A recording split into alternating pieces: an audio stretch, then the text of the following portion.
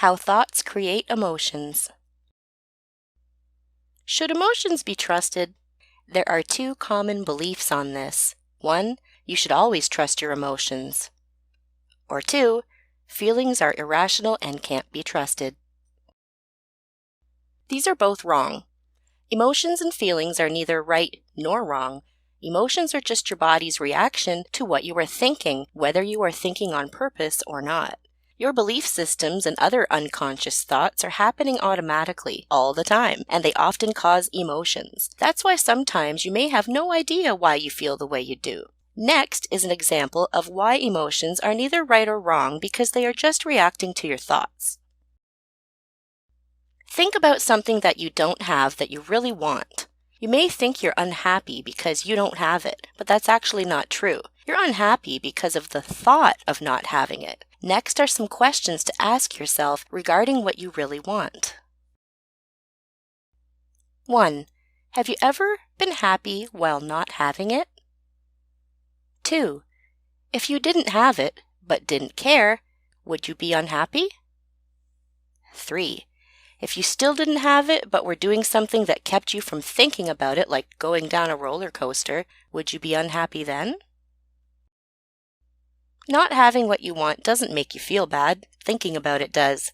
Most of the time, it's our thoughts that create our emotions. Sometimes our unconscious mind picks up cues from our environment that trigger emotions like reading a person's body language or facial expression and having an automatic emotional response, or sensing danger and having an automatic fear response.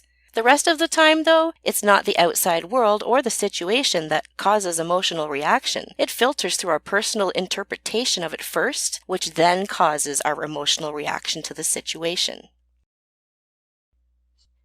In psychology, this is called cognitive behavioral therapy, CBT for short. It uses strategies to figure out unhealthy thought patterns and use positive self-talk and imagery to redirect the person's thinking to change their mood. Next, there will be 2 examples of how to change your thinking so you can change your emotions.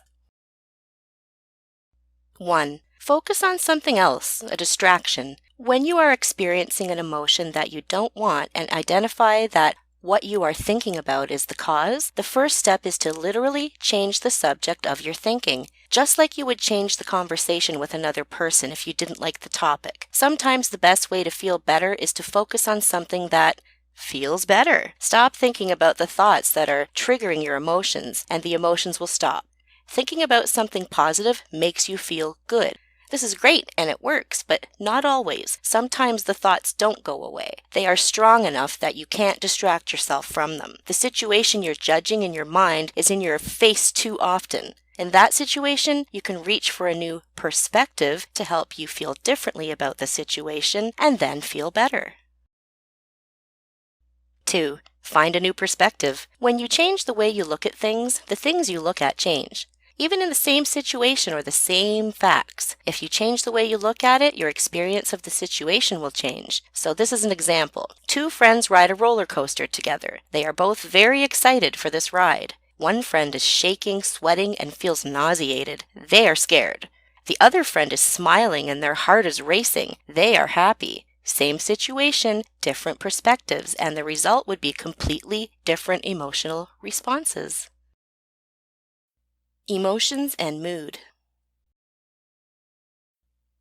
Happiness can be a choice. You can learn the tools to control your emotions so that you feel good now, no matter what's going on in your life. I know it sounds hard. When things are going on around you that are painful or scary or stressful, it can be hard to find your footing and remember that there are things you can do to be happier in the moment. If you are honest with yourself, you'll realize that part of you doesn't want to be happy. Maybe you believe the fault belongs to someone else and they should change so that you can be happy. If this is the case, you will never be happy because other people and outside situations will never be within your control. If you want to be happy, you must take responsibility. Maybe you don't because part of you likes to be unhappy. You may like the drama or the attention. Maybe you're used to it, so it feels comfortable. Did you know that drama, particularly in relationships, has been shown to be more addictive than heroin or cocaine? Isn't that crazy? This is because drama produces chemicals in your brain, such as adrenaline, which are not that much different from the chemicals produced when you do drugs. The difference is that your brain goes everywhere you go. It's like having a pharmacy in your head. Therefore, it's easy to get addicted to negative feelings. Are you addicted to negative feelings? Do you really want to be happy? You have a choice. This takes practice, but the next time you're upset, find something positive about the situation or remove yourself. Stop thinking about it and start thinking about something else. Practice feeling great anytime you have a chance. Do what you love. I use laughter for this. Laughter is my medicine. I think of something funny when I'm thinking too negatively, and most of the time it works. Put in the work and it will pay off. Keep trying. Keep practicing.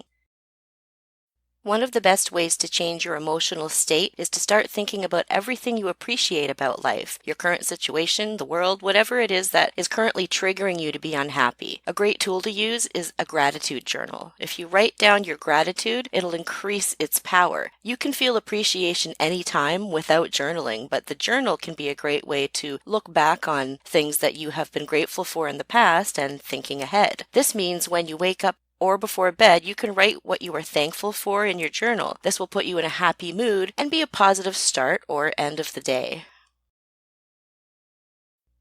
Guilt and resistance. What is guilt? It's a feeling of remorse or responsibility for a wrongdoing, real or imagined. What causes guilt? Overthinking due to resistance. What we need to understand is that shit happens, and it happens to every single human being on the planet, animals too. You are going to mess up and make choices that will lead to unpleasant experiences. People can sometimes feel like because something didn't happen the way that they expected or hoped, that it's a bad thing, and that includes our own actions. We are our worst critics, judge ourselves more than anyone else. This is resisting. We are stuck in our past, thinking about it repeatedly, trying to think of what we could have done to change the situation. Do you know what this is? You are trying to change the past. Don't have a time machine. You are not the doctor. Driving yourself crazy overthinking about it will not make a difference at all. You are not your past. You are what you do in the present moment right now. I know it hurts. I know what it feels like. It shouldn't have happened, right? If you accept that it did happen and that you can't change it, then you can use this as a lesson. You just learned what not to do next time. Do the right thing now and forgive yourself and move on. You can't forgive others or yourself when you're stuck in the past. The power of your perception, your attitude about a situation, is strong. You can take this guilt and turn it around into a lesson and be better for it. That is the whole point, isn't it? To keep being a better soul with each experience. Pain and pleasure. Everything that we do in life is because we are avoiding pain or moving forward to pleasure. If you are continuing a pattern or behavior that you don't like, it's probably because you are linking more pain to stopping it than you are to continue it. And if there is something that you are not doing that you want to do, it's because you link more pain to doing it than not. Something that you can do is write down something that you want to change. Write down an unwanted behavior or pattern, then underneath, write down the desired outcome that you would rather have. And here's some questions that you can ask yourself. 1. What is the pain you associate with stopping the old pattern or behavior? 2. What is the pleasure you have gotten from the behavior? 3. What is the pain that will happen if you do not stop the pattern or behavior? Will pain happen if you don't stop? 4. What is the pleasure you will experience if you do stop the pattern and create the desired outcome? Writing this stuff down is what is going to help you really look at what your behavior or pattern is causing in your life and everyone else. Expectations and happiness. Many times in life, we have expectations about the kind of experience that we're going to have or how we're going to feel. Many people go through life having high expectations or low ones. Sometimes high expectations are a good thing, such as when you're empowering yourself to accept what you deserve. The truth is, having high or low expectations will not lead you to happiness. Picture a straight line and look at it like a spectrum. One end is high expectations and the other end is low. What we want to do is find a balance in the middle where there are no expectations. Here's an example of how having high expectations can go wrong. So let's say you're planning a trip somewhere that you're really excited about. You think about all the fun things that you're going to do and see and experience and how amazing it's going to be. You picture it all in your mind and you're really looking forward to it. When you finally go on the trip, it's fun, but not as fun as you were hoping or expecting it to be. You glorified it and made it out to be too much. Due to those expectations being too high, you end up being disappointed. Some have high expectations over people, and that is very disappointing when a person doesn't act the way you expect them to. Then there are people who keep their expectations low. There are many reasons such as fear, disappointment. This way, when they end up disappointed, it doesn't feel as bad because they were prepared. It's like a defense. People with low expectations tend to have low energy as well, though. Have you ever met someone who is always down, pessimistic, always upset about something? This is not the way to live a happy life. Instead of wanting everything to be perfect, try letting go of the expectation and see how you feel there. If you're someone that has low expectations, you're telling your mind to look for negative things because that's what you're expecting. Why not let that go and just have no expectations and see how that feels? If you do this, you'll find your joy. This balance is where happiness is found, with no expectations. This doesn't mean giving up. It's doing everything you can do, and then if it doesn't work, let it go. It is what it is. Remember, be happy with whatever the outcome will be. Have no expectations, and you will see that you're going to be happier sooner, and without the expectations of the outcome, there's no emotion to feel about it. Just accept. Time. The present moment is where we live. This is where you can choose your focus. Where is your focus? Are you focusing on your past, present, or future? The only time you will experience happiness is right now. You can't experience happiness in the past. That already happened. It's just a memory that you're reliving now. You can't experience it in the future. That is just an anticipation of a happy experience or an idea that hasn't happened yet. You can't really experience anything that isn't now. Stop telling yourself that you will be happy later. You need to find the joy in this moment. Let's say you're going on a vacation and you get to bring a fancy camera with you to take pictures. Where would you choose to go? Say you get to go on the vacation, but you don't get to bring a camera at all. Would you still choose the same place? A lot of times people choose what they do with their time based on other people's opinions of it. Also, people will choose based on what types of memories that they want to have instead of just enjoying the experience. Whether you live for the moment or the memory, that doesn't really matter if you're doing what you want and what makes you happy. Everyone experiences things in their own unique way. A group of 5 people could see the same car crash, but when questioned, there will be 5 different answers. This depends on the perspective of the person, and that's based on their life experiences and belief systems. We also experience time in a unique way too. Have you ever been so bored and waiting for an appointment and felt like an hour, but it was only 20 minutes? Or how about when you're having a fun time doing something you love, an hour can feel like only 20 minutes? Remember that you control your thoughts and you can change your perspective, and if you want to experience joy, it can only happen now. Limiting beliefs. Often we are not aware of our limiting beliefs because they were passed down to us by the attitudes and beliefs of others. If they remain unconscious, which by that I mean us not being aware of them, they can hold us back from achieving our fullest potential and experiencing joy. If we have heard all our life that, for example, money is the root of all evil, then we may unconsciously create situations that limit our financial success because we don't want to be bad. Next will be a list of common phrases that we may be told growing up or hear in our community. They're so normal that we rarely question if they're true or think about how they might affect our belief systems or make us unhappy. There's some truth and good intentions behind most of them, but think about which ones you've been conditioned to believe and how they have affected your beliefs in your own life. 1. Money is the root of all evil. The good intention here: money does not bring happiness and it can corrupt. The conditioned fear it can cause: a negative association with having money. The potential limits: you might unconsciously avoid or sabotage financial success to avoid the negative qualities you believe you'll develop if you have money. 2. Finish your plate. There are starving people in the world. The good intention here is: don't be wasteful with food and have compassion for others. The conditioned fear it can cause: fear of food scarcity or guilt for having more opportunity than others. And the potential limits it can cause: overeating, health problems, or holding yourself back to avoid feeling guilty over having more opportunity than others. 3. Money doesn't grow on trees.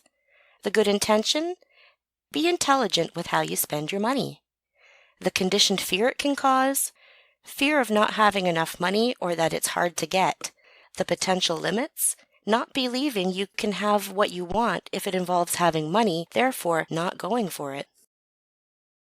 4. Don't burn your bridges. The good intention: keep good relationships with people who may one day be a helpful resource. The conditioned fear it can cause: apprehension to do what you know is right for you if you feel it will disappoint or you'll be judged. The potential limits: not making a change or taking an opportunity when it comes out of fear of disappointing or offending. 5. No pain, no gain. The good intention: the reward is worth the struggle. The conditioned fear: to be successful you must suffer. The potential limits: you might choose not to make changes or go for what you want because it will be painful. 6. Life is hard. The good intention: pain and struggle are a normal part of being human. The conditioned fear: there is no hope in feeling at ease or happy in life. The potential limits: feeling discouraged or hopeless or accepting or unneeded suffering because you think that it's normal or expected. 7. Honor thy mother and father. The good intention here: treat your parents with respect and be grateful for them. The conditioned fear: being overly concerned about disappointing your parents or fear of being disowned if you follow your heart. The potential limit: you could hold yourself back from what you want and know that you need to do or who you are just because your parents or others won't approve. 8. No one ever said life was fair. The good intention: sometimes things seem unfair, but that's okay. The conditioned fear: you won't get what you deserve and there is no justice in the world. The potential limit: you may hold yourself back because you believe it won't pay off in the end and end up experiencing hopelessness. 9. Good things come to those who wait. The good intention: it is important to be patient and it's worth the wait. The conditioned fear: you must wait a long time to get what you want. The potential limit: impatience because you're focusing on the length of time rather than doing something you want because it'll take too long. 10. You have to pay your dues. The good intention: it takes effort to get results. The conditioned fear: you must suffer to get any payoff. The potential limit: you might feel unworthy or refuse opportunities, punish yourself for rewards and accomplishments just because it was easy. 11. Speak only when spoken to. The good intention: be polite and don't interrupt. The conditioned fear: nervousness to approach others or speak up for yourself or fear of confrontation. The potential limit: you may avoid opportunities that put you in an authority or lead position, not stand up for what you want for yourself or for what you believe, or fear of public speaking. 12. Children are meant to be seen and not heard. The good intention: there is no good intention here. Children are people too, and everyone deserves to be heard. The conditioned fear this can cause: a feeling of being unworthy and having low self-esteem. And the potential limit: avoiding being in the spotlight or anything that will make you feel important or valued, becoming super shy. Now I'm going to talk about how to reword the things that you say. So this will be about I have to versus I get to. What you can do to change your limiting beliefs into something that won't limit you. One thing you can do is change your perspective by changing the words that you're using. There's another video on perspective as well, but this one's going to be about the words we use. Perspective means a lot when it comes to how you feel, and the words that you use are very important factors when it comes to your perspective. So an example would be, you hate your job and you dread going to work. Change the words have to with get to. Say, I get to go to work. There are people who can't work for different reasons, and they wish they could, so I get to go to work. I can't versus how can I? So let's say you want something that you currently don't have. Change the words I can't to how can I? Say, how can I get a job? This opens your mind to possibilities you haven't thought of before. And lastly, this is how to change your negative what if to a positive what if. So for instance, what you're thinking this, what if I get fired from my job? So that's the negative way. Change it to, what if I get a better job that I like? More positive. Negative patterns and beliefs. The following video is going to be a visualization to learn the power of your mind. Imagine that someone walks into the room that you're in right now, and they're holding a plate of big, juicy limes. The person starts to cut the limes into thick slices, and the juice squirts everywhere. You can smell the lime. The person picks up a slice of dripping lime and gives it to you. You take it in your hand, then you put it into your mouth and feel the sour juices hit your tongue. Now notice if you can feel your mouth puckering or creating saliva. If it is, this happens because thinking about the lime triggers an automatic action in your brain. The brain doesn't know the difference between what is real and what is imagined, so it tells your mouth to produce saliva to break down the acid in the lime. This demonstration shows the power of your mind, but it also shows the power of a trigger. Triggers are patterns of thought and behavior that happen automatically. They are patterns that are conditioned. Ask yourself, are there particular phrases or smells or even songs that automatically trigger a certain emotion within you? These triggers are hardwired into your brain. Traumatic and highly emotional experiences created the most powerful conditioning. So, you may find yourself reacting to certain situations in a way that feels a lot more extreme than makes sense. This autopilot is also why you may continue to repeat the same behavioral patterns, such as problems in relationships that happen repeatedly. Thankfully, you can change these patterns and rewire the connections between the trigger and the automatic reaction in your brain. The first step is to start to become aware of the patterns and triggers that you have. Then you can catch yourself in the act and choose a different response. Then you can choose to focus on or do something completely different, something positive that helps you get into a happier state. Do this repeatedly and you'll rewire your own mind. I personally use laughter for myself. I try to think of something funny when I notice I'm starting to get frustrated or angry, and that helps me calm down quickly. The ego and identity.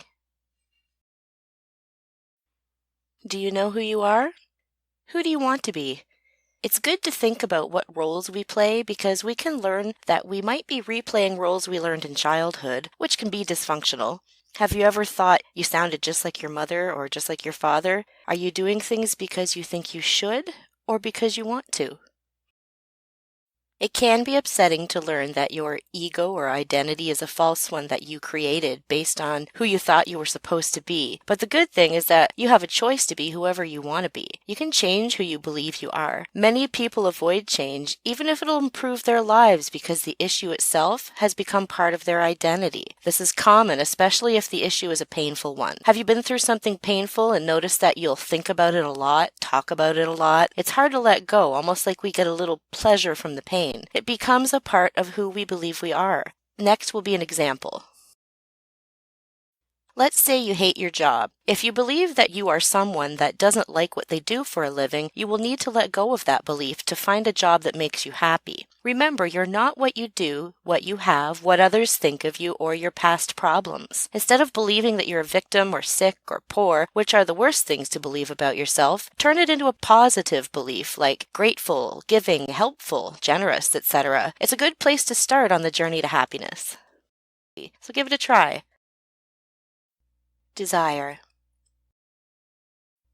One of the biggest causes of unhappiness is the feeling of wanting something that you don't or can't have. This is where the idea that desire is a bad thing comes from. Desire is actually not a bad thing, though. Your desires are very powerful and they create everything in your life. If you don't allow yourself to want something, you'll never get it. Let's talk about how to deal with that negative feeling of not having it yet. The first thing you need to do is figure out what you want and why you will be happier if you have it. Do you think it will really make you happy or just for a short time only to lead you to another desire? The next thing to do is figure out if they're really your desires or if you've just been programmed to think that you want them. You could have been programmed by your family, friends, co-workers, the society that you grew up in, and of course, the media. The media constantly tells you what you should want, what you should do with your life, and what should make you happy.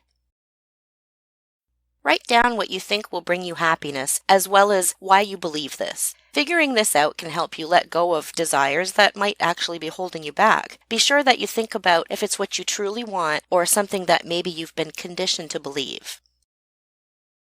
If you're trying to make a positive change in your life and it isn't working out, you might be trying to change the wrong thing. You could be doing things because you think you should instead of because you really want to. It might be because someone else thinks it's best for you, or to please someone or avoid rejection. It could be fear of what people will say or think or feel, disappointing others, being judged. Don't give away your power. It's your life, your existence. You get to choose what you do with it. Unconditional dreams.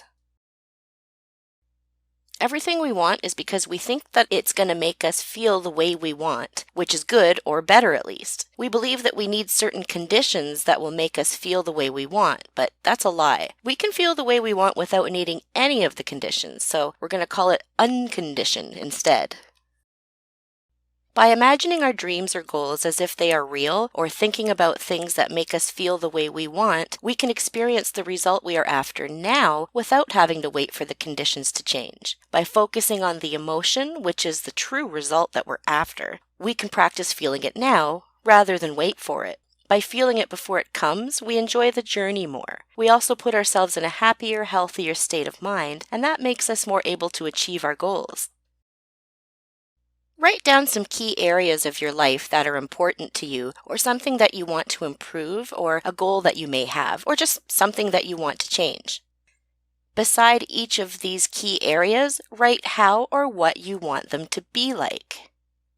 Then, for each one, ask yourself why you want these dreams. What is the emotion you want to experience? Write down 5 to 10 feelings you believe you will have when you get what you want. When you're done with that, look through your list of feelings and circle the ones that are most common, or maybe just feel the most important to you. These core emotions are the unconditions that you're desiring.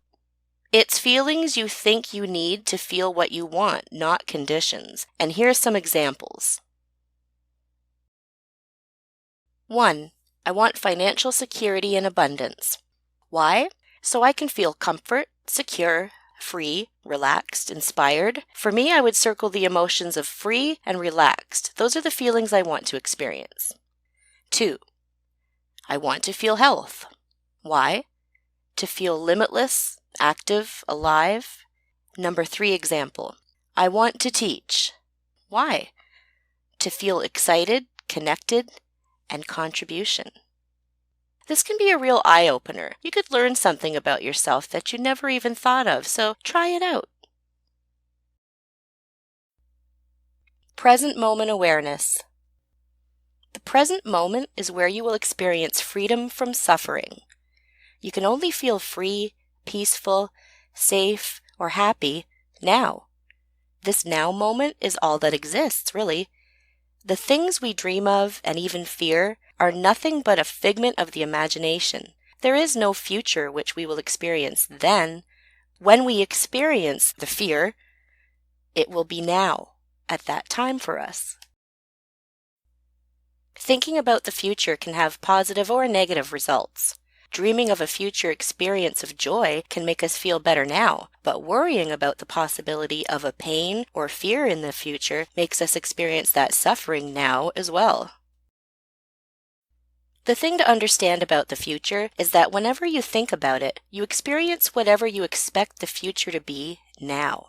It's the same with the past. There is no such thing as the past. Past means everything that happened previously. This means that it is not happening now, and it never will. We can re-experience the past by thinking about it, though. Just as with the future, this can be good or bad. If we remember times we have suffered, we relive that suffering. But if we remember positive memories of happiness, we get to relive that happiness now.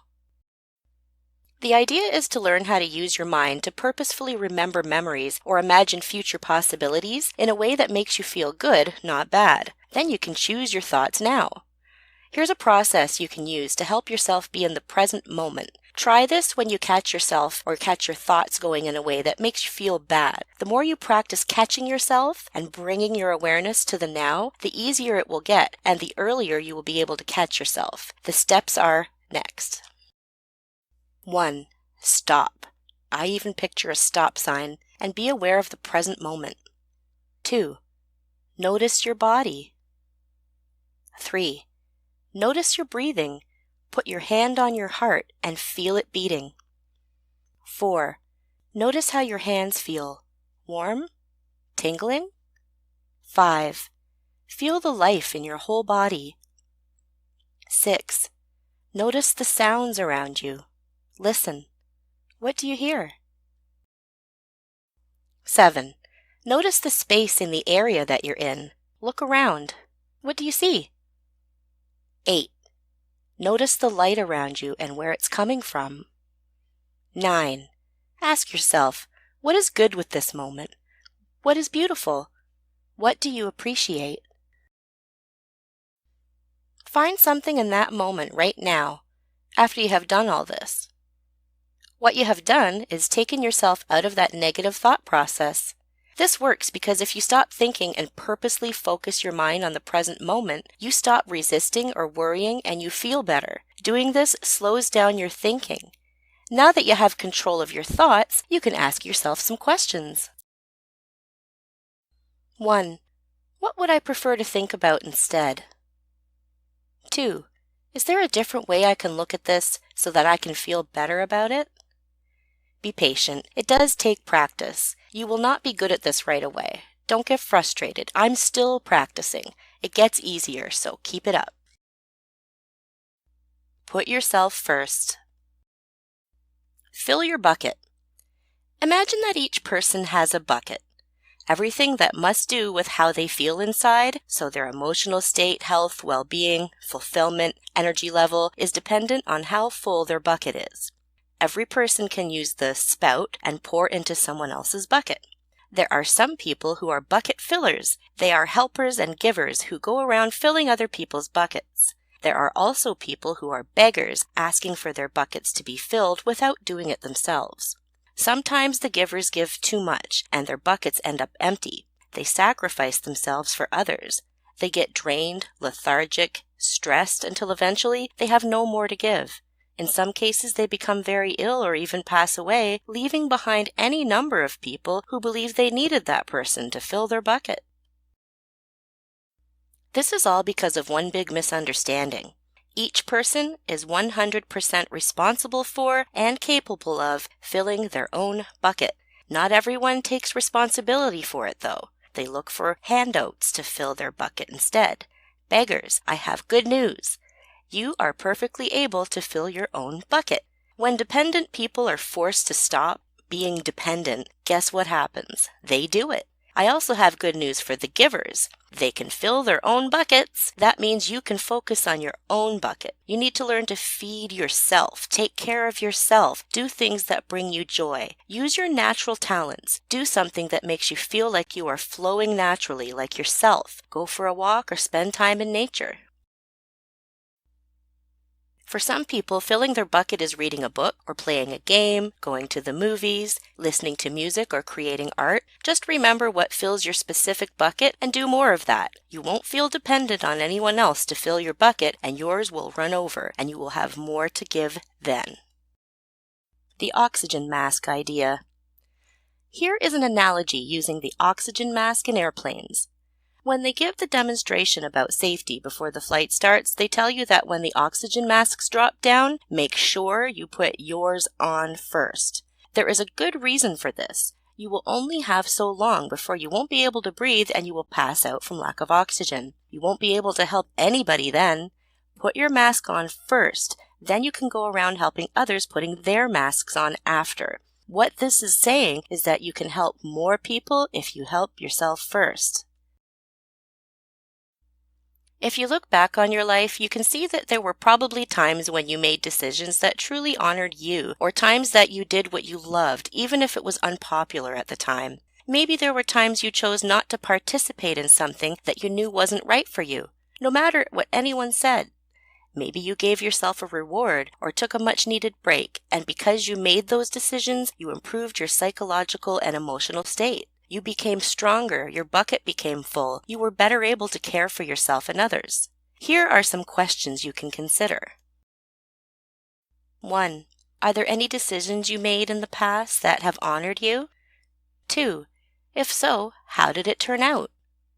3. In what ways are you honoring yourself or taking care of yourself right now?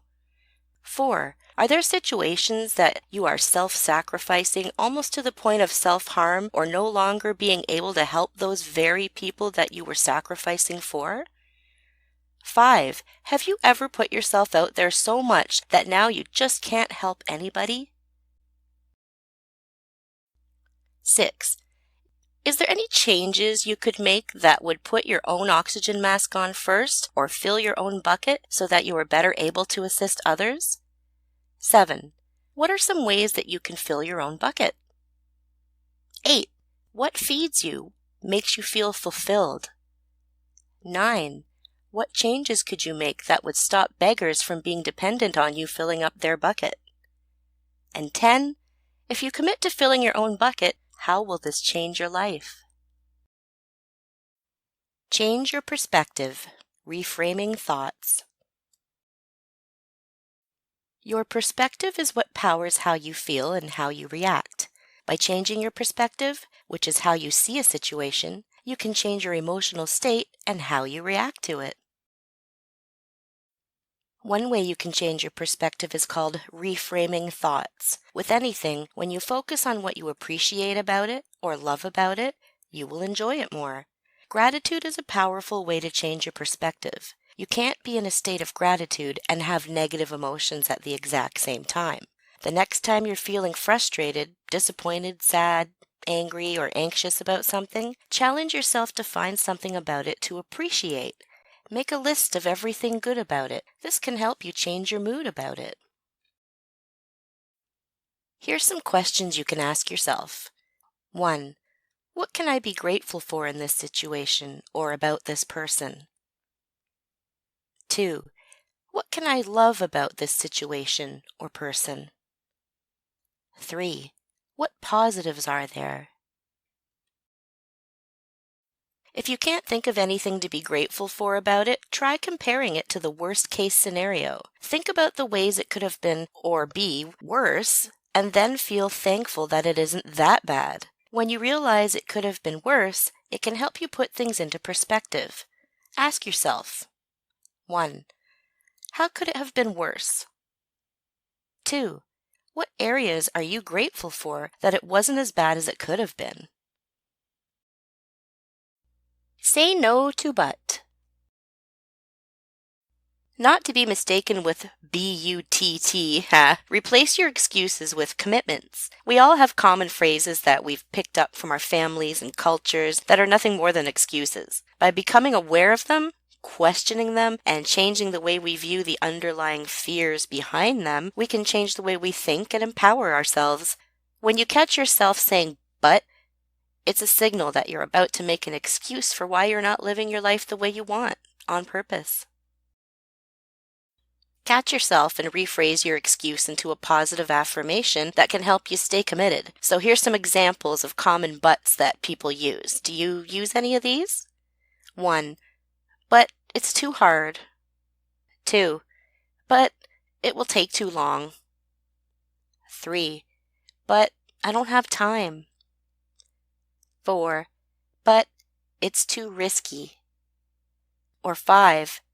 But it's overwhelming. For each excuse that you commonly use, what you can do is think about or write a positive affirmation statement. So here's an example. Instead of, I don't have time, say, I make time for things that are important to me. Turn it around on yourself and you'll feel better about it. Why forgive? This topic is special to me because it was after forgiving someone that I had a spiritual awakening. I experienced true empathy and understanding in that moment, and I was free. It was a very healing experience. I let go of pain that I had been carrying for 6 years, which showed itself as lower back pain, by the way, but that pain is gone now. If I had known what I do now about forgiveness and how to approach it, I could have saved myself those 6 years of pain. I will hopefully save some for you, though. Break free from the prison. Open the cage and let the prisoner go. This is one of the best things that you can do to free yourself and create the life that you want. You might think, I'm not holding anybody in a prison, but everyone creates a prison, and the prisoner you're trying to set free is yourself. This prison is created by not forgiving. In fact, many times not forgiving is the biggest piece of baggage you can carry. Your baggage could be from parents, friends, a significant other, or a coworker, anyone that was not there for you or abused you or took advantage of your trust or harmed you emotionally. We can hold resentments thinking that we're somehow getting the other person back, but they are not affected by our refusal to forgive. We are. Webster's dictionary defines forgiveness this way. It says, to give up resentment against, stop being angry with, pardon, give up all claim to punish, overlook, or cancel a debt. So that means forgiveness is releasing the feeling that the other person owes us something. What happens when that debt is never paid or forgiven? Do we just carry it with us for the rest of our lives? A lot of times we do. Who is it truly hurting? Us or them? When we release that feeling, we are freeing ourselves and the baggage that we carry. Forgiveness is an opportunity to start over and refocus your attention on what you desire. You might believe that forgiveness is challenging, but when you understand who it is really for, you, then it becomes easier. When you practice forgiveness, you'll feel empowered. Forgiveness is freedom. Many people don't forgive because they have a misconception about what forgiveness really is. So I'm going to go over some of the things that forgiveness is not. Forgiveness is not reconciliation with the person. Forgiveness is not living in denial about a person's actions and pretending something did not happen. Forgiveness is not allowing the person to do the same behavior repeatedly. Forgiveness is not having no consequence for a behavior. And forgiveness is not having the pain magically go away. The pain may take a long time to heal, but it often does go away if you let it. First, forgive yourself. Many times in our lives, we make mistakes and we have to forgive ourselves for those mistakes. Most people have more resentment toward themselves than anyone else. There's 2 things that our minds unconsciously do when we feel guilty. One of them is to try to repay or make things right, often excessively. If we feel that there's nothing we can do to make something right, the second option we choose, unconsciously, is to punish ourselves. An example, let's say that we had a great relationship at one point and we did something to mess it up. Then, what we naturally do is sabotage future relationships as a way of punishing ourselves. If you feel that you're suffering due to an inability to forgive yourself, first ask yourself, is there anything you can do to right your wrong? Often, expressing an apology in any form will help you release yourself from your prison. A person does not have to offer forgiveness in response to your apology. You hold the key to your prison.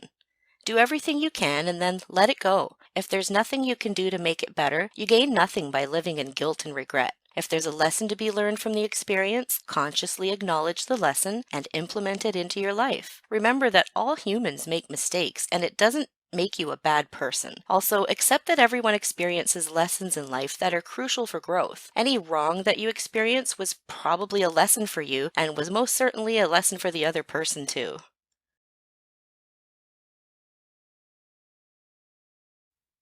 Steps to forgiveness.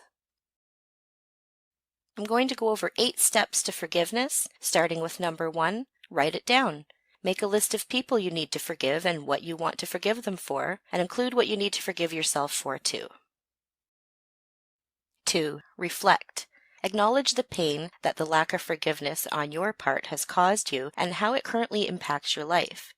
Is it more painful than the actual experience? 3, apologize. Express your apology through a letter, email, phone call, or in person. Remember not to be attached to the results, since this is about you, not them. Do not expect to be forgiven. What will you say? 4, express grievances. If there are items on your forgiveness list that you have never addressed with the person, approach them about it. There may be a misunderstanding behind the situation, or you may receive an apology. Now don't be attached to the outcome. Express yourself for its own sake. 5, learn the lessons. What are some things that you can learn from the situation? Are there any positives that have or can come out of this experience? What lessons could the other person have learned? 6, let go. Release any expectations from anyone else. This includes expectations of forgiveness or apologies from others or changes in others' behaviors. Forgiving doesn't mean accepting unacceptable behavior, but if the person does not change, it is your responsibility to do what's right for you, even if it means cutting the person out of your life. What expectations do you release?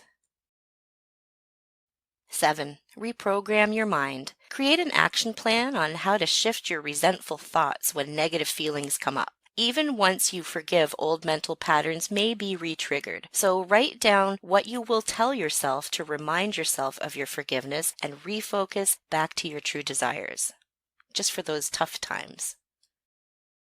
And finally, 8, live and be free. Forgiveness is about personal power. A life well lived is your best revenge. Therefore, take your power back and focus on your desires. Don't do it because you'll show them. Do it because you want to live your life with freedom and passion. Forgiveness is often an opportunity to learn, grow, and heal. We may even find that the negative experiences were blessings in disguise if we can create a place for forgiveness and acceptance in our hearts. Remember, forgiveness is 100% your responsibility. Only you can unlock the door to your prison and shift your life from limitation to freedom.